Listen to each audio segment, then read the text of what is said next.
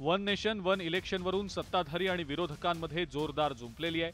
मात्र इतिहासात पाहिलं तर या आधी सुद्धा असे प्रयोग यशस्वीपणे करण्यात आलेले आहेत। लोकसभेची पहिली निवडणूक 1951 ते 1952 मध्ये झाली।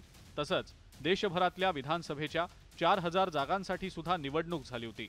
त्यानंतर 1957, 1962 आणि 1967 मध्ये विधानसभा आणि लोकसभेच्या एकत्रित निवडणुका झालेल्या होत्या।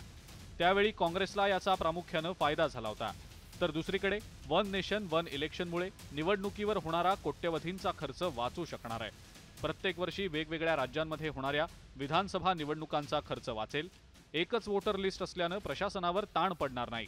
तसंच वारंवार लागणाऱ्या आचारसंहितेमुळे विकास कामं देखील खोळंबणार नाहीत। याची देशाला नितांत गरज होती। पूर्वीच्या काळात आम्हाला आठवतंय एकाच वेळेस लोकसभा आणि विधानसभेच्या निवडणुका व्हायच्या। त्याच्यामुळे खर्च कमी होतो।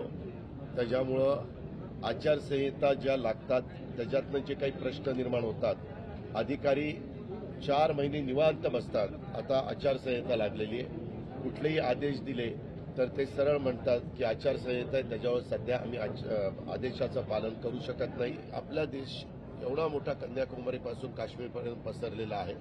या देशामध्ये जर एकच निवडणूक झाली तर ते जास्त हिताचं ठरेल। निवडणुका म्हटल्या की रिफॉर्मचा जो अजेंडा आहे तो अनेक वेळा डिरेल होतो। मग वेगवेगळे निर्णय घेतले जातात। त्याच्यामुळे एकाच वेळी जर सर्व निवडणुका झाल्या तर देशाला त्याचा फायदा होईल। इतिहासात पाहिलं तर वन नेशन वन इलेक्शनचा फायदा तत्कालीन सत्ताधारी असलेल्या काँग्रेसला झाला होता।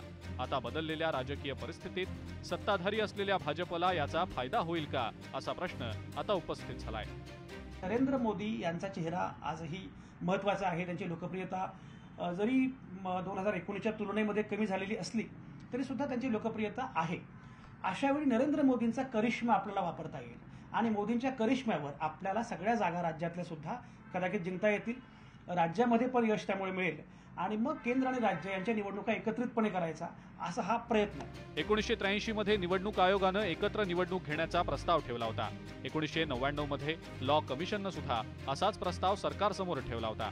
पंतप्रधान नरेंद्र मोदींनी सुद्धा 2014 मध्ये सरकार आल्यानंतर वन नेशन वन इलेक्शनचा मुद्दा पुन्हा चर्चेत आणला होता। 2014च्या भाजपच्या जाहीरनाम्यात सुद्धा वन नेशन वन इलेक्शनचा उल्लेख करण्यात आलेला होता की अध्यक्षीय लोकशाहीच्या दिशेने आपला प्रवास होतो आहे का याचा विचार केला पाहिजे।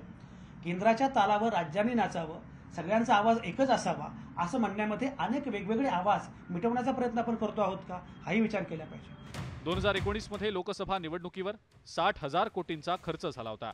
आता जर आगामी लोकसभा निवडणुकीसोबतच सगळ्या राज्यांच्या विधानसभा निवडणुका एकत्र झाल्या तर देशाचा मोठा पैसा वाचायला मदतच होणार आहे। प्रशांत लीला रामदास, न्यूज 18 लोकमत, नवी दिल्ली।